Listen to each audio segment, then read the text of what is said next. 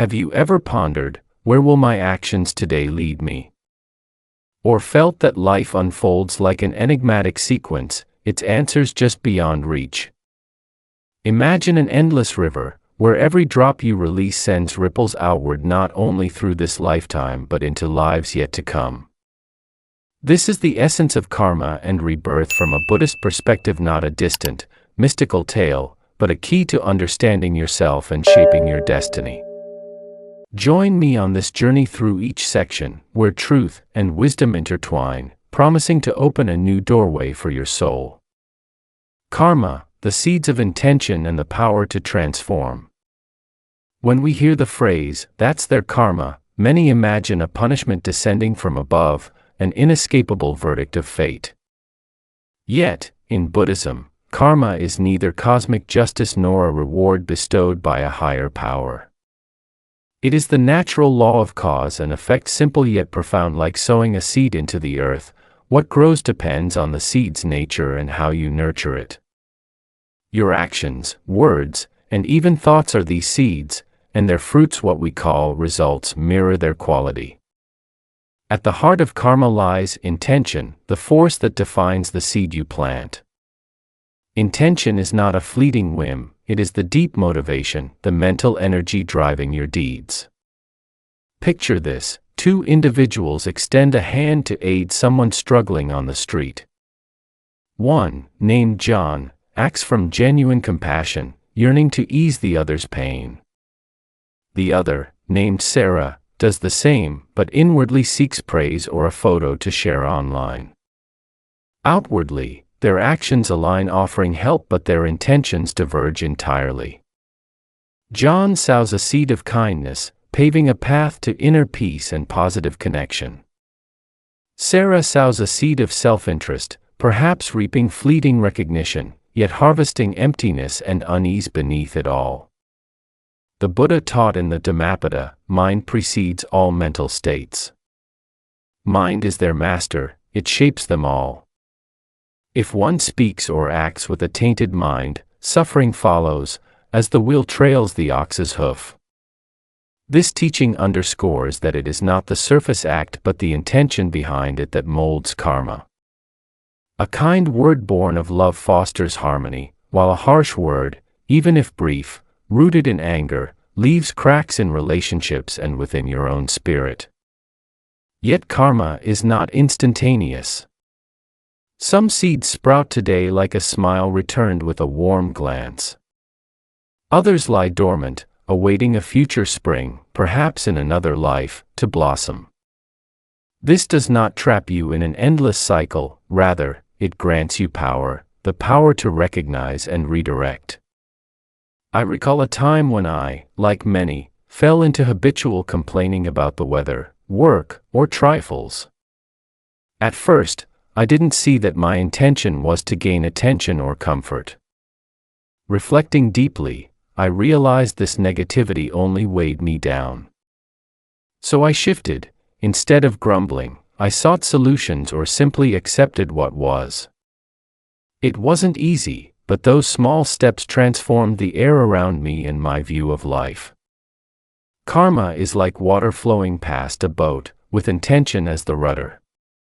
You cannot halt the current life circumstances, but you can steer your course. Consider this: if you constantly criticize others, even silently, you sow seeds of separation. The outcome isn't punishment from another, it's a natural drift toward isolation, making deep bonds harder to forge. Conversely, when you listen and uplift others with sincere intent, you open doors to connection and joy. Science echoes this through Newton's third law: for every action, there is an equal and opposite reaction. In both the physical and spiritual realms, all is linked by chains of cause and effect. How, then, do we transform karma? Begin with the smallest acts. When anger stirs, pause, breathe, and ask, what seed do I wish to plant now? Each moment offers a chance to cultivate a new tree, reshaping the garden of your soul. Karma is not a sentence, it is a reminder that freedom of choice is always yours. Rebirth, the flow of no-self and the strength of insight. Rebirth often conjures images of an eternal soul leaping from one life to the next, a notion familiar in many traditions. In Buddhism, however, rebirth is not about a fixed self.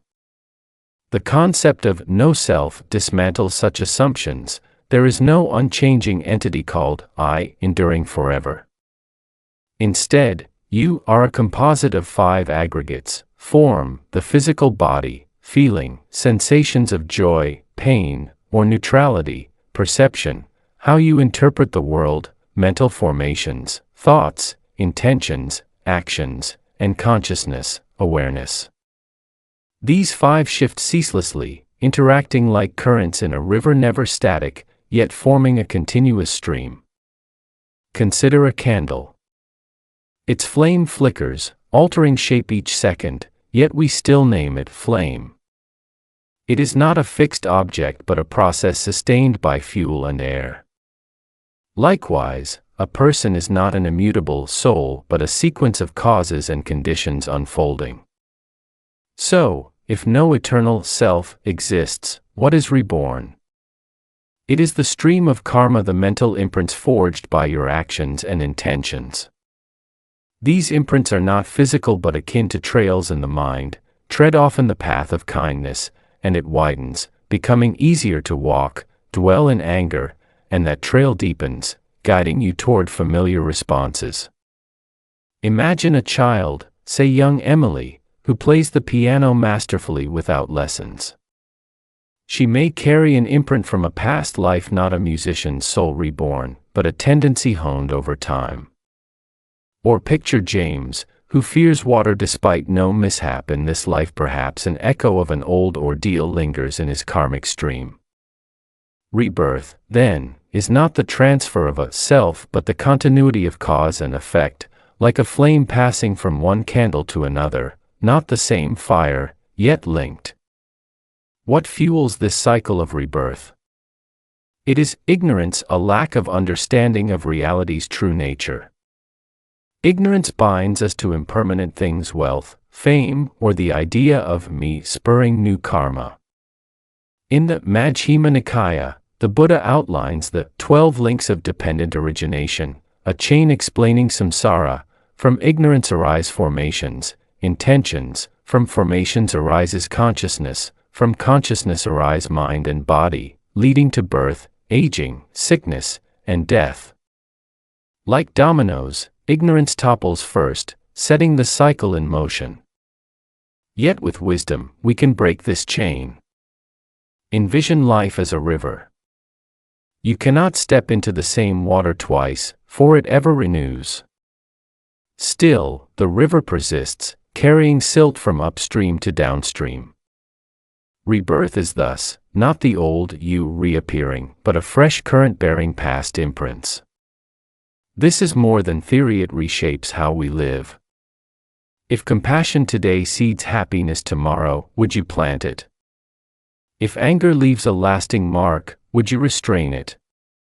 Rebirth is not a far-off tale, it calls us to live mindfully, for each moment weaves into the greater tapestry of existence.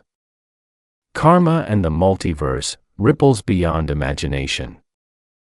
Have you ever paused to consider whether the choices you make today might echo beyond the confines of this world? In the teachings of Buddhism, existence is not limited to the singular universe we perceive with our senses. Instead, the scriptures unveil a breathtaking vision of countless world systems, realms of being that stretch across the vastness of space and time, interwoven in a tapestry of infinite possibility. This is not a modern invention. Long before scientists began theorizing about the multiverse, a concept positing billions of parallel realities, each governed by its own physical laws, Buddhist cosmology described a reality so expansive it challenges the boundaries of human imagination. Imagine the cosmos as an endless ocean, shimmering with countless droplets, each a distinct world system. According to ancient texts, a single Kakavala is a self-contained cosmos. At its heart stands Mount Meru, a cosmic axis surrounded by vast oceans, continents, and a multitude of realms, celestial heavens radiant with light, hells shadowed by suffering, and human planes balanced between joy and struggle. Yet this is only the beginning. The scriptures speak of a grander structure, the 3,000 great thousand worlds. 1,000 kakavalas form a small kiliacosm, 1,000 small kiliacosms compose a medium kiliacosm, and 1,000 of these create a great kiliacosm, a collection of worlds so vast it defies comprehension.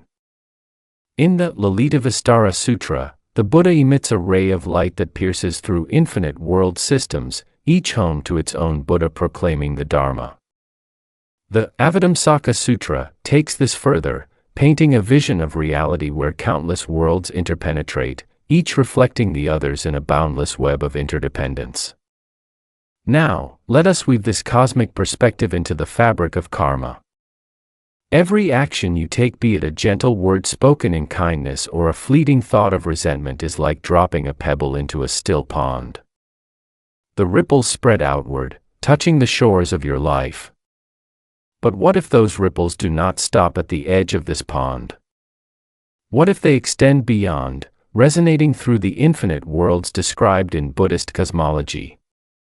Modern science, though not yet conclusive, entertains similar possibilities through theories of the multiverse. Some physicists speculate that parallel realities might subtly influence one another, their boundaries porous to unseen connections. Could it be that a moment of compassion you offer today sends a ripple of light to a being in a distant realm, or that a burst of anger stirs a shadow far beyond this universe? To ground this in the Buddha's teachings, consider a Jataka tale, a story of his past lives. Once, as a merchant named Daniel, he journeyed with a caravan across a treacherous land. A sudden flood threatened to drown his companions, and Daniel, without hesitation, threw himself into the raging waters to form a human bridge, saving them at the cost of his own life. This act of selfless love did not merely end with that moment. Its karmic imprint flowed through countless lives, shaping his path toward awakening as the Buddha. Such stories, while symbolic, illustrate a profound truth: karma is not a solitary force confined to one life or one world. It is a thread in an infinite tapestry, connecting us to all that is. This idea blossoms into a mind-expanding possibility. You are not an isolated fragment in a single universe but a participant in a cosmic symphony. A simple gesture, sharing bread with a hungry stranger on a cold day, might plant a seed of warmth that blooms in realms unseen. Conversely, a harsh judgment whispered in private could cast a ripple of unease across dimensions we cannot fathom. This is not a claim of certainty. The Buddha did not teach cosmology as a scientific map but as a lens to deepen our understanding of interdependence. Yet the parallel with modern multiverse theories invites us to ponder: if every action carries a reaction, as Newton's third law suggests in the physical realm, might the law of karma extend its reach beyond time into the multiplicity of space? Reflect on this in your own life. When you choose patience over frustration, say, with a colleague named Emily who tests your limits, you are not merely altering your day. You are setting in motion a current of goodwill that may flow further than your eyes can see. The Majjhima Nikaya describes the Buddha perceiving countless worlds, some arising, some dissolving, each teeming with beings shaped by their deeds. This vision does not demand literal belief but urges us to live with a broader awareness. Our actions matter, perhaps more than we know. If you knew your kindness could touch not just this world but countless others, would it inspire you to act with greater care? Karma, in this light, becomes a bridge not just to your future, but to the infinite expanse of existence. The past watches you, imprints of karma, not judgment. The phrase, "your past watches you," might conjure an eerie image: spectral figures from bygone lives hovering over your shoulder, scrutinizing your every step. Yet, in the Buddhist framework, this is a misunderstanding. The doctrine of no self dismantles the notion of a permanent entity capable of judgment. There is no eternal soul, no fixed you from a past life perched in a cosmic courtroom, weighing your deeds. Instead, watching is a poetic metaphor, rich with meaning. It speaks to the enduring presence of karmic imprints, the subtle traces of your past actions that continue to influence your present experience. Visualize these imprints as grooves carved into a wooden plank. Run your hand over the same spot repeatedly, and the groove deepens, guiding your touch along its path. So it is with the mind. Each time you act, speak, or think with a particular intention, you etch a tendency into your consciousness. Consider Laura, a young woman gripped by an irrational fear of heights despite no memory of falling in this life. This dread may stem from a distant trauma, an imprint carried forward not as a ghost haunting her, but as a pattern woven into her being. Or take Michael, a man whose natural inclination to forgive flows effortlessly, perhaps reflecting seeds of compassion sown in lives long past. These are not supernatural forces but the natural unfolding of cause and effect across the stream of existence. The Buddha's words in the Majjhima Nikaya illuminate this: whatever is past, present, or future, internal or external, gross or subtle, inferior or superior, far or near, all aggregates should be seen as they truly are with right wisdom. This is not mine, this is not me, this is not myself. This teaching reveals that the past is not a sentient overseer but a collection of effects, devoid of ownership or judgment. The watching is the quiet persistence of these effects, how they shape your habits, your reactions, your very way of seeing the world. If you've harbored resentment, say toward a friend named Sarah who once betrayed you, that bitterness might resurface as a guarded heart, a karmic echo coloring your trust today. Yet if you've cultivated gratitude, those echoes might manifest as a lightness that lifts you through hardship. This understanding is not meant to instill fear but to empower. The past does not chain you, it informs you. Recognizing its imprints grants you the freedom to choose anew. Imagine a moment of irritation. Perhaps James, a coworker, forgets a promise. Your instinct is to snap, a groove worn deep by old frustrations. But pause, see the anger rising, feel its heat, and ask, do I deepen this groove, or carve a new one? A woman once shared with me her struggle with impatience toward her son, a boy named Ethan. She traced it to years of rushing through life, a pattern etched in her youth. By breathing deeply and responding with care instead, she began to smooth that groove, softening their bond over time. The past watches, not to punish but to teach. Its lessons are yours to heed or reshape. This perspective aligns with the Buddha's call to mindfulness. In the Dhammapada, he declares, by oneself is evil done, by oneself is one defiled. By oneself is evil left undone, by oneself is one purified. The imprints of yesterday, whether of kindness or cruelty, are not fixed fates but invitations to act wisely now. If Laura confronts her fear of heights with curiosity rather than avoidance, she might weaken its hold.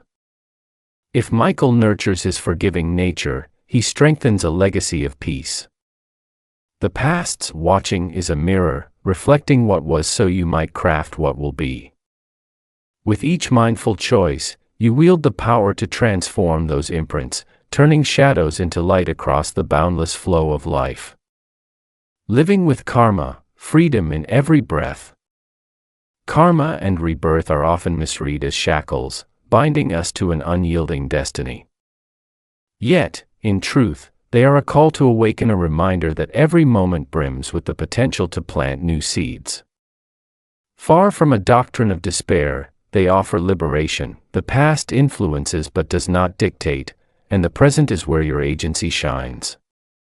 The key to this transformation is mindfulness, the gentle art of observing your inner world without clinging or aversion.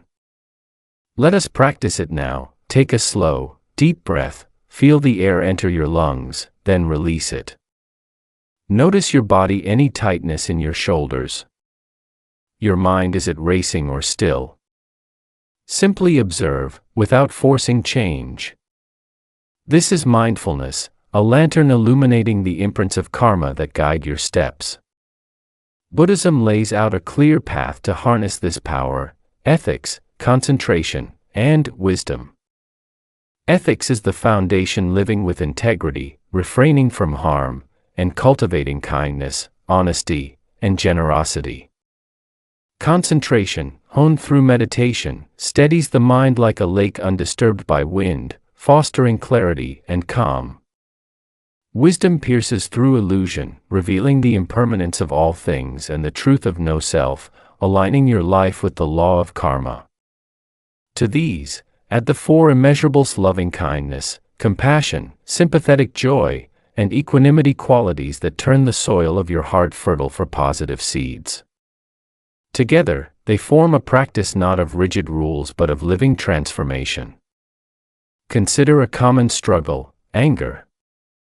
Picture a morning when your neighbor, Thomas, blasts music while you're trying to rest. Your pulse quickens, thoughts flare: he's so selfish. Mindfulness steps in. You notice the heat, the clench of your jaw, the story your mind spins. Here lies your choice. Feed the anger, and you deepen its groove, strengthening a karmic tendency toward discord. Or breathe, soften, perhaps even smile at the absurdity and plant a seed of peace. A friend named Rachel once recounted her battles with road rage. She'd honk and fume at every delay, a habit rooted in years of impatience. Through meditation, she learned to pause, to see the anger as a passing cloud, not her essence. Over months, she replaced curses with quiet breaths, and the road became less a war zone, more a journey. Science now affirms these ancient insights. Studies reveal that mindfulness reshapes the brain, boosting focus, easing stress, and deepening empathy. Yet Buddhism's aim transcends mere self-improvement. It seeks liberation from samsara, the cycle of birth and death, culminating in nirvana, where suffering is extinguished. The path is practical, not esoteric. Take John, a man burdened by worry over finances, an imprint from a youth of scarcity. Sitting in stillness, he saw this fear as a relic, not a truth. He began giving modestly to others, loosening his grip, and found a freedom money couldn't buy. The Buddha's teaching is succinct: cease to do evil, cultivate the good, purify the mind. This is the way of the Buddhas. This is no lofty ideal but a daily practice. You cannot undo yesterday, but you can shape tomorrow. Every act a hand offered to a stranger, a silent wish for another's happiness sends ripples outward. In the Anguttara Nikaya, the Buddha likens karma to a field: tend it well, and it yields abundance; neglect it, and weeds overtake. A single moment of patience with a child named Lily, instead of a sharp rebuke, might soften her heart and yours, its echo reaching lives unseen. These ripples may span not just this existence but, as Part 3 mused, countless worlds. Living with karma is embracing freedom. You are the gardener, each breath a chance to sow beauty, each day a canvas for awakening.